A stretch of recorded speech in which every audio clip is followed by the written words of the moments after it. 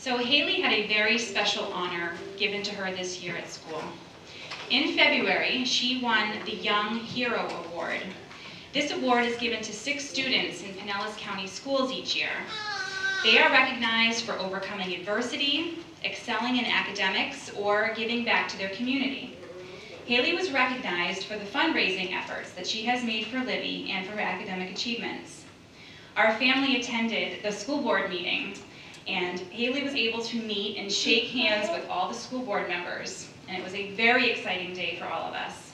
So we thought we'd share with you a little video about the Young Hero Award.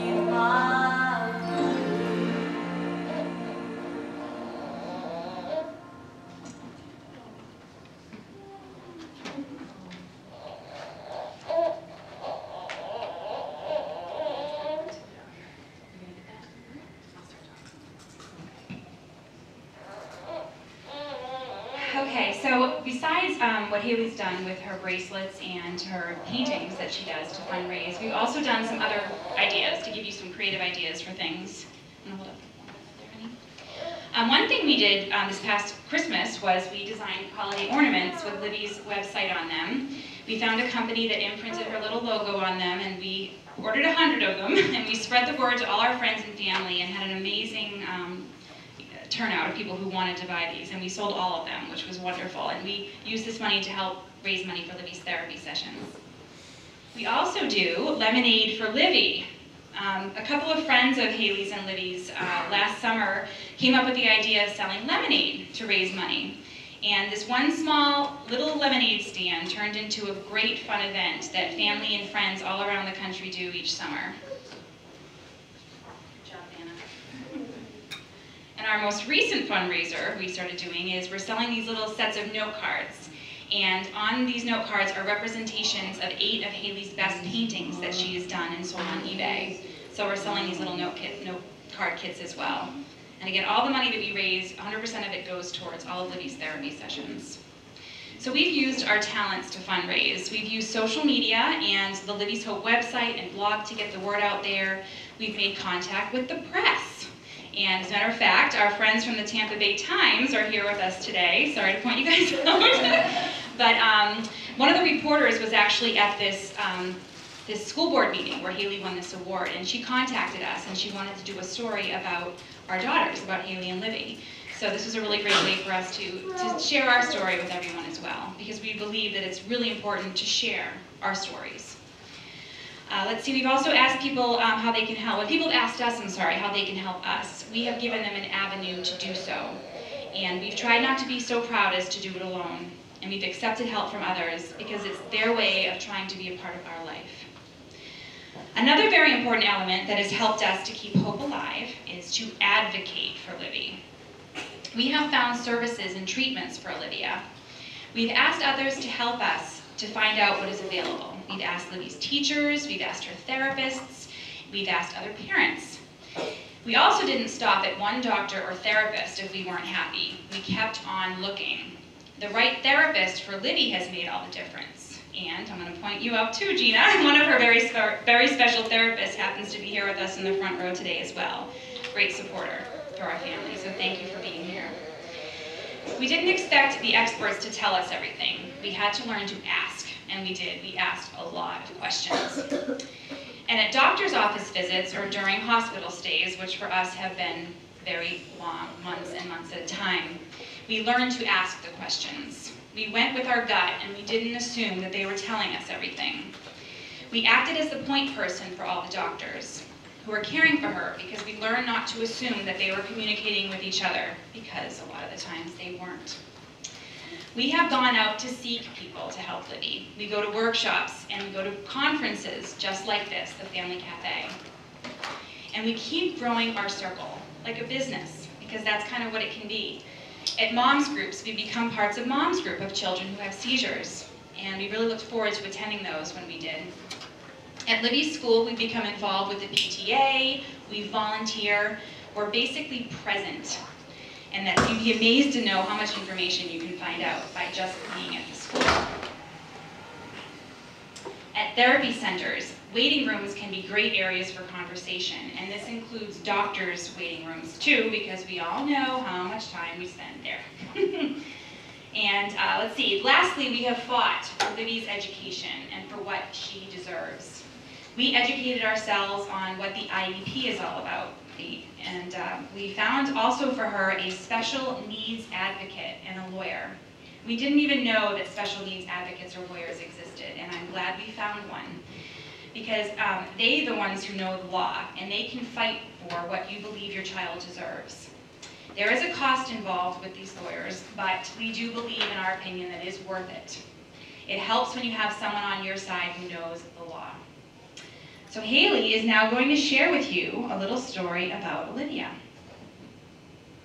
Now I'm going to tell you a story that happened at my school once, and after that I'm going to tell you how I would change it.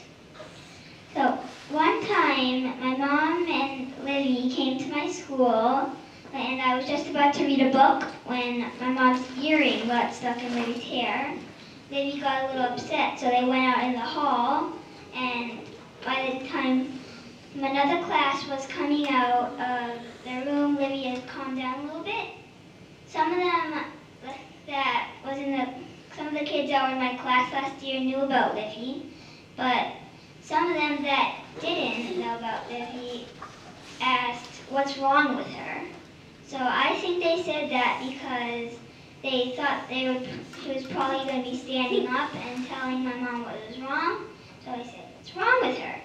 The way I want to change that is people saying nicer things about kids with disabilities, and they know a little bit more about them, and I want them to say nicer things about kids with disabilities, so they could ask, instead of what's wrong with her or him, they could ask, why is she in a wheelchair? Why is she not talking? That would be a little nicer, and I want people to know a little more about disabilities so they can say nicer things, and I think that they all should be nicer to kids with disabilities. Next, my dad will now be sharing a blog that he wrote. So this is a blog that I wrote a little while ago, and is called Never Quit, which I think is quite pertinent to all of our situations. I am often reminded of what my high school soccer coach said to me during a preseason game over 20 years ago.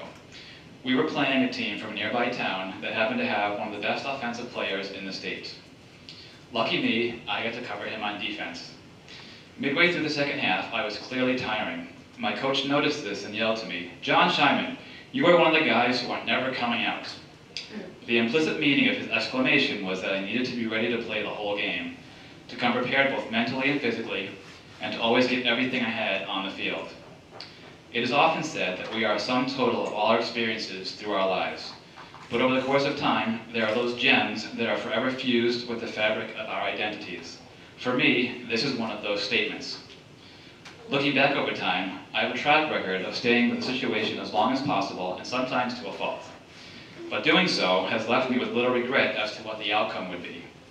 Since Olivia was born, she has tested every part of my emotional and physical endurance. But every time I was close to giving up on hope, or letting fear and discouragement get the best of me, in the back of my mind, I would constantly hear, "John Scheinman, you are never coming out." Today, this phrase is more important than ever. It drives me to always try my best with every aspect of my life, and I made 2 promises to Olivia over the last 7 years. The first one came early on when she was in the hospital. I told her that someone would always be there with her, especially while she was in the hospital, no matter how many times or how long she was there. I often looked around at children in empty rooms, kept company only by a symphony of blinking, beeping machines. My heart broke for them, and I swore I would never let that happen to her. The second promise was I would continue her physical therapy at home every day to help her build the strength and flexibility she needs to have the best chance for developing. So every evening, and on weekends, I help with her exercises and stretching routine. Believe me, after a long day of work, it is not easy, but again I hear, "You are never coming out." How else will Olivia reach her full potential if she does not have the assistance she needs and deserves? It would be similar to a professional musician only practicing a few days a week. The constant repetition and dedication to succeed is what makes them great. Life can be difficult and extremely trying at times. As Tom Hanks said in A League of Their Own, "It is the hard that makes it good." We value happiness and normalcy, but without sadness and disarray, how would we ever know the difference? So I say, never quit when life gets too hard. Find something or someone that inspires you to keep you going. In the end, we are judged not by our words, but by our actions. Finish projects you start. Keep commitments and promises you make. It develops respect and trust in others, and builds character.